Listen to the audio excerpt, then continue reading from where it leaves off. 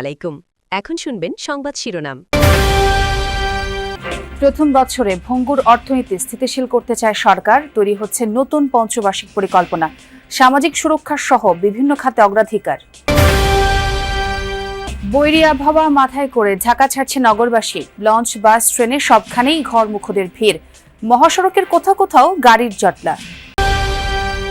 সামনে রেখে চড়া আতপ চালের দাম, মশলার দরে খানিক স্বস্তি। দা, ছুরি, বটি বিক্রি কিনিতে জমজমাট কামারপাড়া। আগুনে সর্বস্ব হারিয়ে দিশেহারা মিরপুরের কালশি বস্তির বাসিন্দারা ঘুরে দাঁড়াতে চান সরকারি সহায়তা। আটক ব্যক্তিকে জিজ্ঞাসাবাদ করে কারণ উদ্ঘাটনের দাবি। এতক্ষণ শুনছিলেন সংবাদ শিরোনাম, এখন শুনবেন বিস্তারিত সংবাদের আগে আমাদের যমুনা 24 টিভি চ্যানেলটিকে সাবস্ক্রাইব বা ফলো করে আমাদের সাথে থাকুন আর কমেন্ট করে জানান আপনি কোথা থেকে সংবাদ শুনছেন। প্রথম এক বছরে ভঙ্গুর অর্থনীতিকে স্থিতিশীল করতে চায় সরকার। যখন মূল্যস্ফীতি নিয়ন্ত্রণে কঠোর থাকবে মুদ্রানীতি, শক্তিশালী হবে সামাজিক সুরক্ষা কাঠামো, এমন বেশ কিছু অগ্রাধিকার নিয়ে নতুন পঞ্চবার্ষিক পরিকল্পনা তৈরি করছে সরকার। যেখানে লক্ষ্য 2021 সাল নাগাদ জিডিপি প্রবৃদ্ধি হবে 8.5%, মূল্যস্ফীতি নামবে 5%। পঞ্চবার্ষিক পরিকল্পনা নিয়ে সহকর্মী তৌহিদ হোসেনের 2 পর্বের ধারাবাহিকের প্রথমটি আজ। অর্থনীতি নিয়ে নতুন সরকারের ওপর চতুর্মুখী চাপ। আর্থিক খাতের সংস্কার এখনো অধরা, স্বাভাবিক নয় বিশ্ব। নানা শর্তে আষ্টে পৃষ্ঠে জড়িয়ে রেখেছে IMF। নির্বাচিত সরকারের কাছে জনগণের প্রত্যাশা অনেক, বড় চ্যালেঞ্জ নিত্যপণ্যের দামের পারদ নামানো। এই অবস্থায় নতুন পঞ্চবার্ষিক পরিকল্পনা প্রণয়নে দিনরাত এক করছে পরিকল্পনা কমিশন।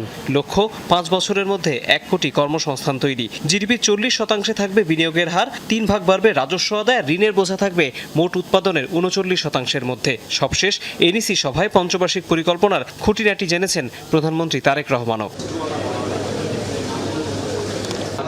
পুরো পরিকল্পনা সাজানো হয়েছে 3R কৌশলে। প্রথম ধাপ রিকভারি বা পুনরুদ্ধার। এই সময় জুলাই আন্দোলনের বিচার সম্পন্ন হবে, আর্থিক খাতে বাড়বে ডিজিটাল নজরদারি ও অডিট। দ্বিতীয় ধাপে রেস্টোরেশন বা প্রাতিষ্ঠানিক সংস্কার। এই সময় সারা দেশে ইলেকট্রনিক বিচার ব্যবস্থা চালু ও প্রশাসনে শতভাগ মেধাভিত্তিক নিয়োগ নিশ্চিত করতে চায় সরকার। চূড়ান্ত ধাপ রিকনস্ট্রাকশন বা পুনর্গঠন। এই পর্যায়ে জিডিপি ও বিনিয়োগের গতি বাড়ানো হবে আসল লক্ষ্য। পূর্ণ ক্ষমতায় চালু করা হবে ন্যায়পাল অফিস। দুর্নীতি কমাতে ডিজিটাল ফাইল ম্যানেজমেন্টের আওতায় আসবে সব কার্যক্রম। এগুলো রাতারাতি হবে না। FDI বা বিনিয়োগ বাড়ার জন্য বেশ কিছু বিষয় আছে, যেমন ফিনান্সিয়াল সেক্টরে স্টেবিলিটির বিষয় আছে, সরকার সেখানে কাজ করছে। বিজনেস এনভায়রনমেন্ট আরও ইজিং করার জন্য কাজ করা হচ্ছে।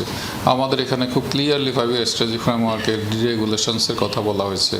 তারপরে ডুইং বিজনেসকে আরও ভালো করা আছে বেশ কিছু নতুনত্ব। অভিযোগ এখনো আছে, যদিও সেটা খুব বেশি নয়, 150, 20 টাকা, 70 টাকা এরকম বাড়তি ভাড়া নিচ্ছে। তারপরেও দিন শেষে ঘরে ফেরার যে আনন্দ, সেটি মানুষের চোখে মুখে লেগেই আছে। সেই দৃশ্য আমি দেখাতে চাই। মানুষের ঢল নেমেছে এই মহাখালী বাস টার্মিনালে, এবং সেটি শিশুরা যেমন তার বাবার কোলে চড়ে এসেছেন, একই সঙ্গে স্বজনদের হাত ধরেও ঘরে ফিরছেন সবাই মিলে আর কি। এবং সেটি আমরা দেখছিলাম গতকাল, যেমন গত পরশু থেকে শুরু হয়েছে।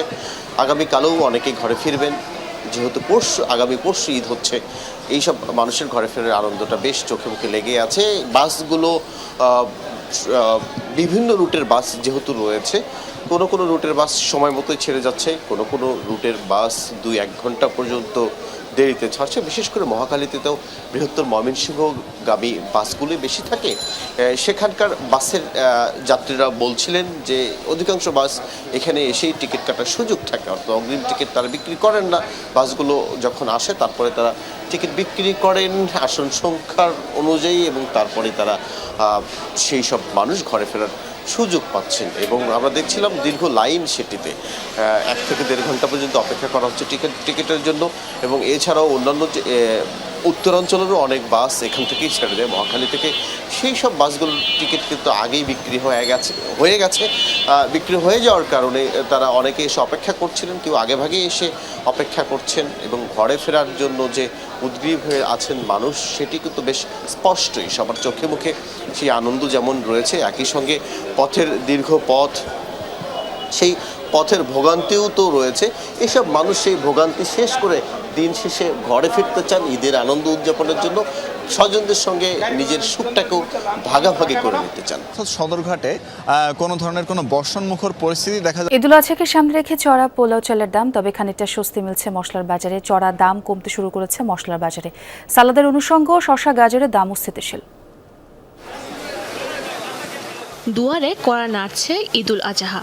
এই উৎসবের একটি অংশ যদি হয় কোরবানি, তাহলে আরেকটি আকর্ষণ কিন্তু বাঙালির রসনা বিলাসও, মাংস আর পোলাও। তবে সীমিত আকারে মানুষের সেই আনন্দে কিছুটা ভাটা পড়ার শঙ্কা রয়েছে, কেননা ঈদের আগেই বাজারে সুগন্ধি চালের দাম কিছুটা বাড়তি। সব সময় তো পোলার চাল খাই না, তবে এই মুহূর্তে মানে এই যে ঈদুল আজহার আগে বাড়াটা একটু অসহনীয় আর কি মনে করি। প্রতি বস্তায় 500 টাকা বাড়ছে। 1 নম্বর যেগুলা যেমন এরফান, তারপরে মুজাম্মেল, এগুলা বস্তায় 500 টাকা মতন বাড়তি। কোম্পানিগুলো চাল বিক্রি করার পরের থেকে মনে করেন যে এই যে সময় চালের দাম বাড়ে 1 কেজিতে মনে করেন 8 থেকে 10 টাকা বাড়ে। যখন সরকার আবার বিভিন্নভাবে মনিটরিং করে 2 টাকা হয়তো বা 3 টাকা কমার পরে আবার 10 টাকা বাড়ে। এদিকে রান্নার অন্যতম অনুষঙ্গ গরম মশলার বাজারেও স্বস্তি নেই। এখনও ছাড়েনি দাম, বিক্রি হচ্ছে আগের চড়া দামই। একই চিত্র অন্য মশলার দরেও। মশলার দামটা হয়তো একটু কমেছে, কিন্তু আসলে এটা আমাদের জন্য কমে না, কারণ আমাদের তো আয় বাড়েনি। আমরা কিন্তু এখনো ওই জায়গাটায় আছি, কিন্তু এটা আমাদের জন্য কোনো লাভবান হচ্ছে আমরা তা কিন্তু না। যেগুলো ইম্পোর্টার আইটেম ডলারের সাথে ডলার দাম বাড়লে এগুলোর দাম। আগুনে পড়ল রাজধানীর মিরপুরের কালশী বস্তির শতাধিক ঘর, যেখানে অধিকাংশ ঘরই ব্যবহার হতো ভাঙাড়ি দোকান হিসেবে। ফায়ার সার্ভিসের 15টি ইউনিটের 2 ঘন্টার চেষ্টায় সোমবার রাত 9:30টার দিকে আগুন নিয়ন্ত্রণে আসে। এদিকে আগুন দেওয়ার অভিযোগে একজনকে আটক করে পুলিশে দিয়েছেন স্থানীয়রা। সন্ধ্যা 7:30টায় রাজধানীর মিরপুরের কালশী বস্তিতে আগুনের সূত্রপাত। ঘনবসতিপূর্ণ এলাকা হওয়ায় আগুন ছড়িয়ে পড়ে দ্রুত। আগুনে পুড়তে থাকে দোকান, ঘরবসতি। হতাহতের ঘটনা না ঘটলেও পুড়ে গেছে বস্তিবাসীর শেষ সম্বল। আগুনে লাগাই দিতে ভাই, আগুন লাগাই দিতে ভাই, আগুন কয়েকবার লাগলো ভাই, এবারের মতো না আমরা অসহায় কখনো হই নাই ভাই। আমরা একটা পিন্দনের সাথে ছাড়া আর কিছু বাহতে পারিনি। আমার 15টা রুম পুড়ছে। ওদিকে আগুন লাগছে, এদিকে আইতে আইতে আমার ভাইয়ের বাড়ি সব জ্বলে গেছে। এক পাশে আগুন নিয়ন্ত্রণ করছে, আরেক পাশে আগুন কি করে বাতাসের তাপমাত্রা আগুন আর চলে গেছে অনেক দূরে। অনেকেই সব হারিয়ে রাস্তার পাশে বসে কান্নাকাটি করছিলেন। অনেকের নগদ টাকা ও মালামাল কিছুই বের করতে পারেননি। কিচ্ছু নাই, সব শেষ। একটা প্লেট পর্যন্ত বাড়ি করতে পারে নাই। আমার ক্ষতি হয়েছে 3 লাখ টাকার মতন। আমার যা সুখে যা চালনা টুনা যা আছে ফ্রিজ আমার সব গেছে। আমি যে পোলা পারলে বাইরে আইছি, এটি আল্লাহর কাছে ধন্যবাদ বাবা। আর একটা হুতা বাইর করার মতন আমার শক্তি ছিল না বাবা। খবর পেয়ে উদ্ধার ও নিয়ন্ত্রণ কার্যক্রমে যুক্ত হয় ফায়ার সার্ভিসের